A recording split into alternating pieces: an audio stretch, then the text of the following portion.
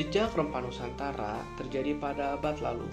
Nusantara dikenal sebagai surga rempah, cengkeh, pala, lada, dan kayu manis menjadi daya tarik besar bagi banyak negara berbagai belahan dunia. Rempah-rempah ini tidak hanya membawa kekayaan untuk sektor ekonomi saja, tetapi menjadi jembatan yang menjadi penghubung bagi budaya, bahasa, dan tradisi. Melalui perjalanan panjang ini menimbulkan makna mendalam tentang betapa pentingnya mindfulness, kesadaran diri dari pribadi manusia di tengah keragaman dunia, yang dapat membantu permasalahan dan tantangan komunikasi.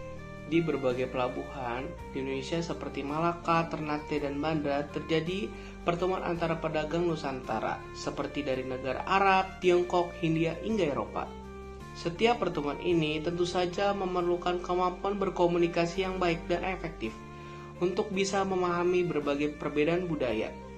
Maka komunikasi antar budaya menjadi penting karena dapat memberikan manfaat dalam bersosialisasi. Karena terjahitnya kemampuan untuk menghargai, mendengarkan, dan beradaptasi di tengah keunikan, tradisi, dan nilai-nilai yang beragam. Perjalanan rempah ini kami lihat dari konsep mindfulness. Mindfulness mengajarkan kita untuk selalu terlibat dalam setiap peristiwa atau kejadian yang terjadi, seperti pelaut dan pedagang yang harus memiliki pemahaman mengenai alam dan seisinya, seperti cuaca, bahkan sampai pemahaman pada interaksi sosial. Kesadaran ini tentu menjadi kunci keberhasilan dari perjalanan yang mereka lakukan. Dalam budaya Nusantara, praktik mindfulness juga tercermin dalam cara merawat dan memproses rempah-rempah dengan penuh hormat, memastikan kualitas dan keasliannya tetap terjaga, hingga memikirkan bagaimana rempah-rempah tersebut bisa tetap tumbuh dan berkembang dengan baik. Namun, perjalanan rempah ini tentu tidak mudah. Adanya konflik yang timbul dari kesalahpahaman dan ketegangan antar budaya sering terjadi. Disitulah pentingnya mengembangkan kemampuan dalam melakukan komunikasi antar budaya yang baik dan efektif supaya bisa memahami maksud dari orang yang memiliki perbedaan kebudayaan. Dengan memahami perspektif yang berbeda, para pedagang bisa berhasil melakukan kesatuan dan membangun kepercayaannya menjadi fondasi kuat dalam melakukan perdagangan rempah untuk jangka waktu yang panjang.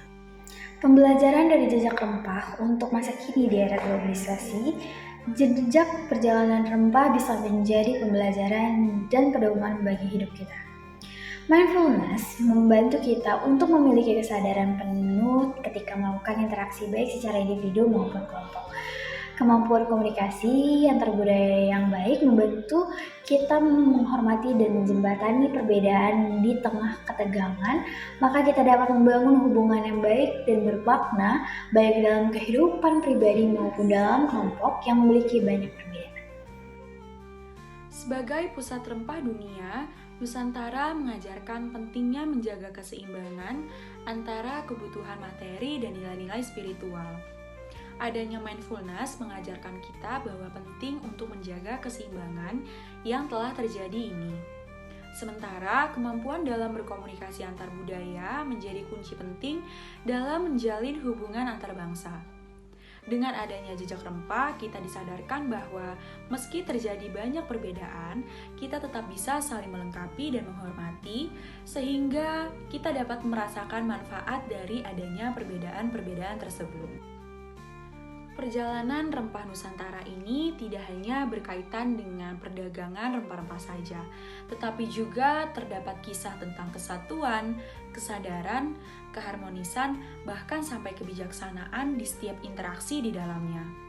Dengan mengimplementasikan mindfulness dan kemampuan komunikasi antar budaya, kita dapat melanjutkan warisan ini untuk membangun dunia yang lebih luas dan harmonis.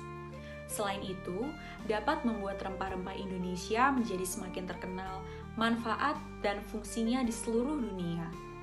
Dari rempah, kita belajar untuk menciptakan kesadaran, menghargai perbedaan, memahami kehadiran, dan menjembatani dunia.